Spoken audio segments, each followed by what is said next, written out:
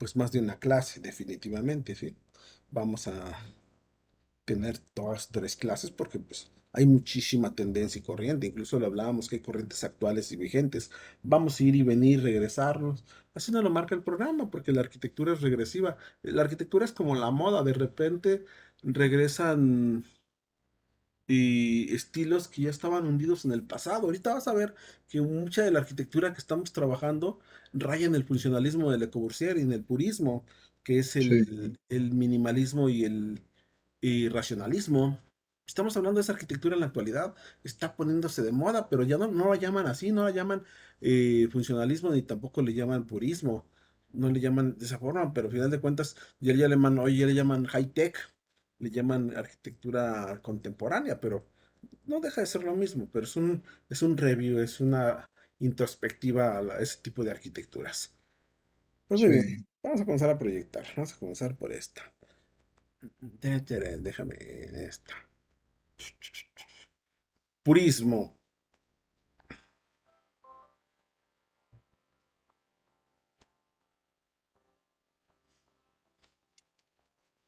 para que te duermas. Deja de alentar la musiquita. Yo no alcancé. El purismo es un movimiento posterior al cubismo que se inicia con la publicación del libro Apres le Cubisme en 1918 por el pintor francés Amédée Céphane y el arquitecto y pintor suizo Le Corbusier. Ambos están desilusionados con lo que se considera el declive del cubismo, que ha derivado hacia una forma de decoración más elaborada. Piden la restitución del arte sano basado en una representación clara y precisa, y reclaman la utilización de una economía de medios y armonías proporcionadas. Se inspiran en la pureza y en la belleza que encuentran en las formas de las máquinas y se guían por la convicción de que las fórmulas numéricas clásicas son capaces de producir una sensación de armonía y en consecuencia felicidad. El purismo teme lo caprichoso y lo original. Busca el elemento puro para reconstruir a base de él unos cuadros organizados que parezcan estar hechos por la naturaleza misma. Aunque se trate de un movimiento que tuvo influencia en la arquitectura posterior de la Bauhaus, podrá decirse que el purismo empieza y acaba en la persona de Le Corbusier como arquitecto y en la de Amadé como pintor.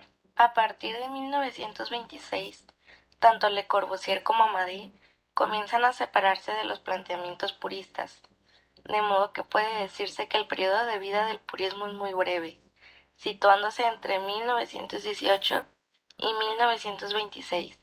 Le Corbusier evoluciona desde el periodo purista inicial de los años 20 hasta sus propuestas irracionales y expresivas de los años 50.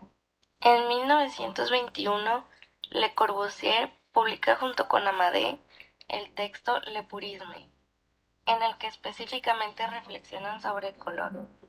El purismo busca reglas constantes y mecanismos de percepción y asociación. El color, de este modo, debe ser controlado, debe ser ordenado y clasificado, debe establecerse una jerarquía, y así es como Le Corbusier y Amade proponen tres escalas de color: la escala mayor, la escala dinámica y la escala de transición. La escala mayor está constituida por amarillos ocres, rojos tierras, blanco, negro, azul ultramarino y algunos de sus derivados. Esta escala es fuerte, estable, da unidad y equilibrio.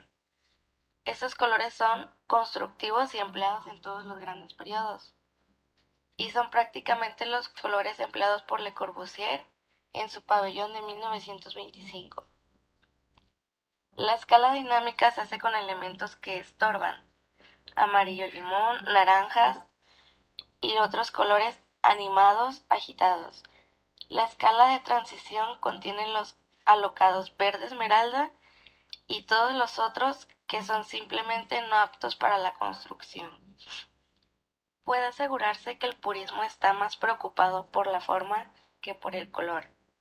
En el ámbito de la arquitectura, Le Corbusier no trata el color de manera experimental, sino que los dispone de una manera muy meditada y distingue aquellos tonos que son aptos para la arquitectura de los que no son. Le Corbusier utiliza esta capacidad del color para destruir el volumen espacial a favor del propio espacio.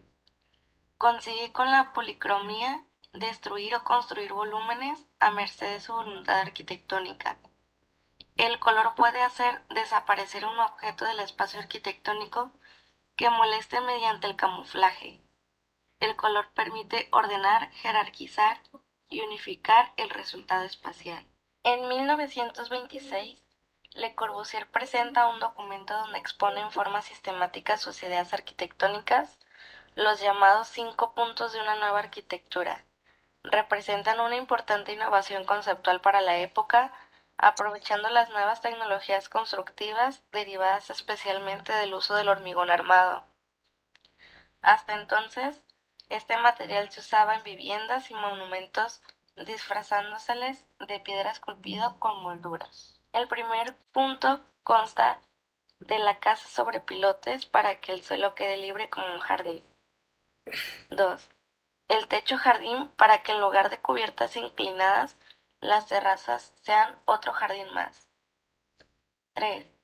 El plano libre, no rígidamente distribuido por tabiques fijos. 4. La ventana continua desarrollada en horizontal. 5. La fachada libre, es decir, independiente de la estructura portante. Este desarrollo llevado adelante por Le Corbusier se trataba de un proyecto de fabricación de casas en serie que permitiría realizar en pocas semanas una estructura de hormigón. De ahí el juego con la palabra dom y no, como nombre industrial patentado para detonar una casa tan estandarizada como un dominó. Robert Mallet Stevens fue un arquitecto y diseñador francés que participó en la UAM. La Villa Cabrois es un edificio singular situado en la localidad francesa de Croix. Se inauguró en 1932 y es considerado monumento histórico de Francia. Fue el último de los diseños de residencias privadas realizados por Robert Mallet. Es una casa unifamiliar para 9 personas y 2.400 metros cuadrados de superficie. La Villa Cabrois es un ejemplo de Sí, la armonización del va a espacio quedar arquitectónico y más el fuerte, pero decorativo sí va a quedar un interior poquito dentro más del pesado. edificio. Pero pues no va a Podemos complicar. observar que parte del edificio está situada sobre pilotes, dejando así parte de la planta baja libre. Podemos ver la presencia de las ventanas verticales y la fachada libre. Y podemos ver que el edificio está constituido por formas puras.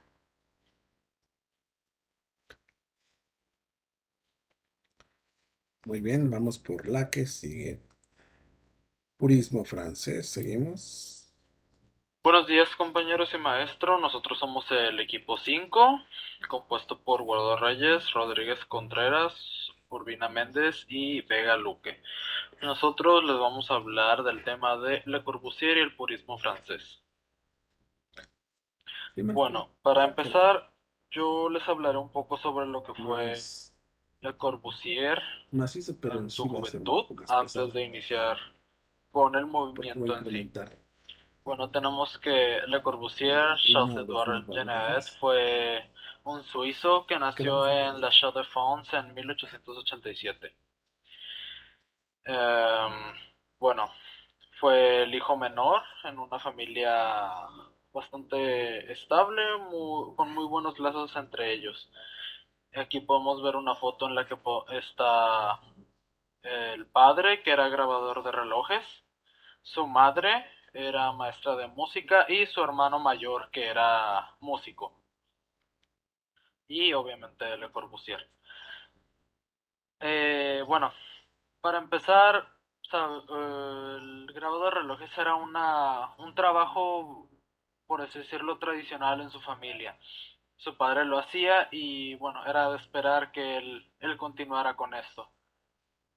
Entró a una academia de artes y oficios, en la cual, pues sí, en primera instancia su objetivo era continuar con esta profesión.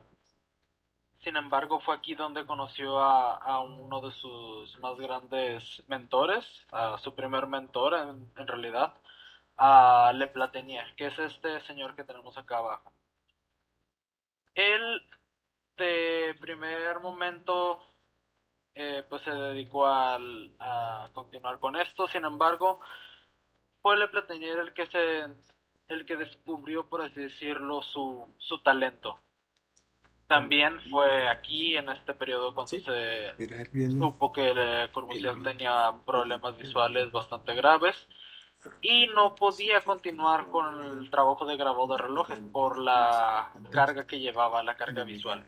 Entonces se le dirigió hacia otras ramas. En este caso, pues Le Platinier lo introdujo a lo que fue el arte decorativo. Él se convirtió en su mentor y su protector durante su primera etapa, entre la primera etapa de su vida. Eh, Mientras estudiaba, Le Platinier le consiguió a Jean Aret un proyecto que realizó junto con otros compañeros, que es este que vemos aquí. Obviamente no contiene tanto una esencia como lo que conocemos como Le Corbusier, pues fue uno de sus primeros trabajos y más que nada era un proyecto bastante convencional, muy tradicional de la región en la que se ocupaban. Y bueno, es una casa que fue de un conocido, un amigo de Le Platinier, el que hizo este encargo. Y fue precisamente con el dinero, los honorarios que recibió por este proyecto, que inicia su primer viaje que fue a Italia. Como mencioné hace un momento, Le Platinier, que era su mentor, era artista decorativo, y Le Corbusier, Jeanneret también tenía en estas primeras etapas esta visión más decorativa, no tanto arquitectónica, por así decirlo. Aquí podemos ver un boceto, un dibujo que hizo estando en su viaje y podemos ver que presta muchísima atención a lo que son los detalles, las decoraciones y todo eso. Sin embargo, el volumen pasa a estar a segundo plano, que es algo que vamos a ir viendo cómo va cambiando conforme va avanzando en sus viajes. Después de estar aquí, Le Platinier le sugiere que vaya a Viena, pues es otro lugar donde están pasando cosas importantes de la arquitectura, que tiene que conocer para poder seguir nutriendo su conocimiento. Eh, Estando en Viena hace algunos proyectos para Suiza precisamente, y en realidad lo que fue Viena se menciona que no fue casi de su agrado, entonces procede a ir a otro lugar, a Francia. Aquí lo podemos ver junto con su hermano, están frente a Notre Dame. Y es aquí también donde conoce a otro de sus grandes mentores, a Perret, que era bueno, era alguien bastante innovador para la época y fue él quien inició en utilizar lo que fue el concreto en la vivienda personal. Le Corbusier fue su alumno durante un tiempo y, y fue aquí donde aprendió un poco más a ver. Ahora sí que fue Perret quien despertó este arquitecto aún más, no tanto la decoración, sino más los volúmenes. También cabe mencionar que fue Le Platinier quien logró que Jeanneret y Perret tuvieran esta reunión. Y bueno, sí, trabajó unos meses en el despacho de Perret, pero posteriormente en 1910 hizo otro traslado esencial para continuar con su formación. Fue hacia Berlín, donde trabajó para Peter Behrens. Fue en el despacho de Peter Behrens donde Janaret conoció también a otros contemporáneos como Mies van der Rohe y Walter Gropius. Sin embargo, nunca se menciona que haya habido algún tipo de amistad entre estos. Janaret menciona en algunas cartas que no le agradaba casi eh, Peter Behrens, ya que era un hombre que acostumbraba a tomar mucho trabajo y dejar de prestarle atención y dejar que sus internos se ocuparan de resolver estos problemas. Entonces era algo que he criticado mucho Le Corbusier de Peter. Después de unos meses trabajando en este despacho, Janaret decide salir de ahí y iniciar otro viaje, junto con un colega que era August Lipstein, y ellos se dirigieron hacia Budapest, Estambul y Grecia. En los primeros lugares que era el destino de su compañero, Budapest, hubo pues algo de trabajo, pero casi todo lo que se tiene de él son pinturas o dibujos, no de arquitectura, sino de algunos bares o cosas así. Aquí podemos ver una foto de una columna en Grecia donde, bueno, se nos quiere dar a entender el tamaño de este elemento. Y es este elemento precisamente uno de los que nos puede dar esa idea, lo que toma un punto importante en formar a Le Corbusier, que es monumentalidad. Ya para este punto, Le Corbusier ya había conocido más sobre la estructura con Perret, un poco más del uso del concreto con Behrens, y había conocido otras ciudades, otros lugares más allá de su pueblo natal, y había tenido esta gran experiencia con visitar todos estos lugares. Entonces, su viaje concluye, ahora sí podríamos decir dónde comenzó, que fue en Italia, en Pisa. Y aquí podemos ver un dibujo que hizo en este lugar. A comparación del primero que vimos de este lugar, ya no muestra lo que son los detalles, ya ahora muestra los volúmenes, ya tiene una vista más centrada en lo que es la volumetría y la arquitectura, no tanto en la decoración.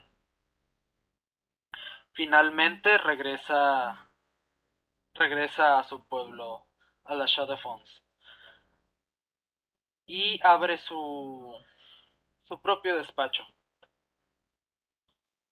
Es aquí donde también, pues sí, tiene todo este conocimiento, estas bases con otros grandes arquitectos de la época, pero pues al ser nuevo no tiene tanta clientela, por así decirlo, sino que es su misma familia la que inicia siendo sus primeros clientes.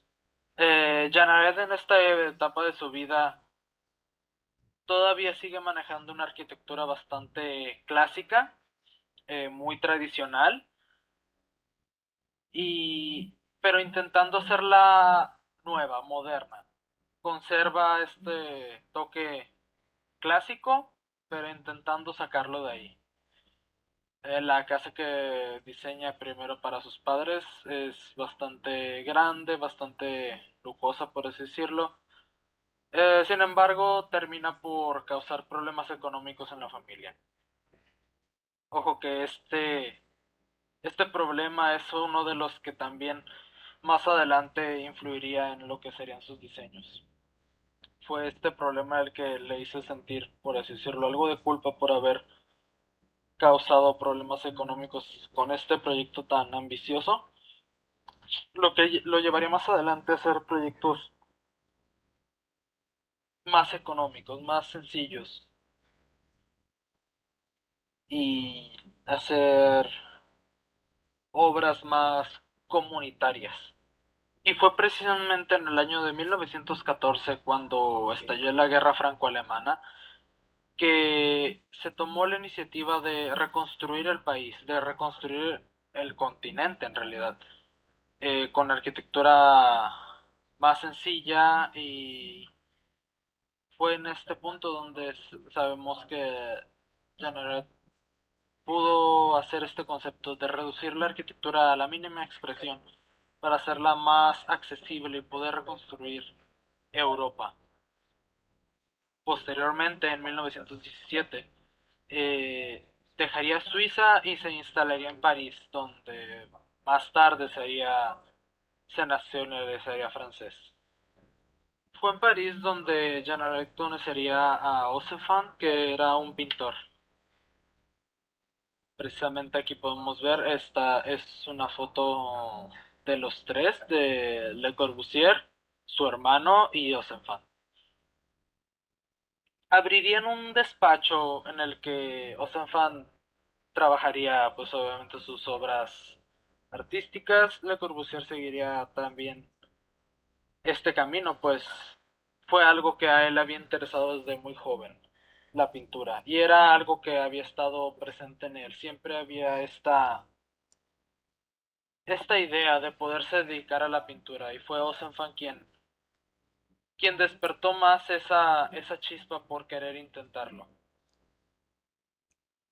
Juntos abrieron su despacho y en 1918 eh, publica su obra la Chimenea, que es esta que vemos aquí.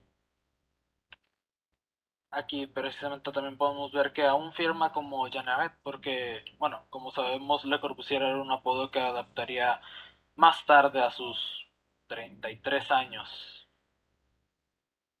Aquí lo podemos ver también en esta escena donde está en su estudio y trabajando. Y bueno, es aquí donde inicia todo el movimiento de lo que fue el purismo francés, con su exposición de Après le Cubisme. El purismo francés es un movimiento desarrollado en París entre 1918 y 1925, ligado a una nueva estética del arte de la máquina, que influyó en la pintura y la arquitectura francesa. Sus fundadores y protagonistas son Ozenfant y el pintor y arquitecto suizo Le Corbusier. Ambos escribieron Après le cubisme, que significa más allá del cubismo. Este, en este se ponía que la teoría de que el cubismo había perdido su rumbo y había degenerando en el arte decorativo y puramente ornamental. Se sientan los fundadores del purismo y se intenta inocular a los artistas el espíritu de la época. Tanto como Ozenfant como Le Corbusier buscan racionalizar el uso de los materiales y de los recursos de manera consciente y con sentido, tratando de darle importancia a la pureza, belleza y autenticidad de las formas geométricas aplicadas en los diseños de las máquinas industriales, con el fin de hacer relajar la sensación de armonía y felicidad que pueden llegar a transmitir dichas máquinas. El purismo fija una posición muy firme sobre el cubismo, contraponiéndose a este estilo, ya que establece que los puristas intentan expresar nuevas dimensiones aparte de las tres dimensiones antes ya establecidas en la naturaleza. Y esto se hace muy complicado ya que el hombre por medio de sus sentidos solo puede precisar tres dimensiones en un espacio perceptivo a las tres. Dentro de las características del purismo en la arquitectura tenemos que emula y copia máquinas modernas como aviones, autos, entre otros. Tiene tendencia a la abstracción, repetición de unidades, materiales industriales y funcionalidad. La pintura tenemos sus principales características como que la geometría es fundamental, regula la disposición, depuración estética y simplicidad.